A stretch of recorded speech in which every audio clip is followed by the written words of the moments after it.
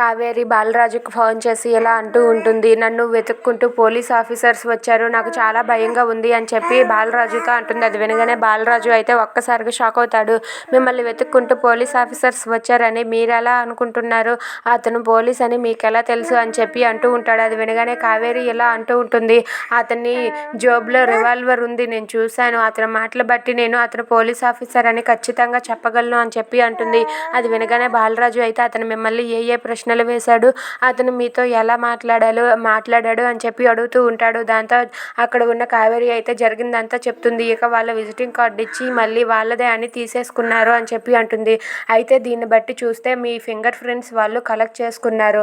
ఇక మీద అతను ఎప్పుడు కనిపించినా సరే మీరు మాత్రం జాగ్రత్తగా మాట్లాడండి, లేదంటే మళ్ళీ మీరు మీ కూతురికి దూరం అయ్యే అవకాశం ఉంది. ఈలోపు నేను ఆ ఆఫీసర్ ఎవరో తెలుసుకొని వాడి పని పడతాను, సరేనా? మీరు మాత్రం ఏం మాట్లాడినా ఎప్పుడు ఎలా మాట్లాడినా సరే చాలా జాగ్రత్తగా ఆలోచించి మాట్లాడండి అని చెప్పి అంటూ ఉంటాడు. అది వినగానే అక్కడ ఉన్న కావేరి సరే అని చెప్పి అంటుంది.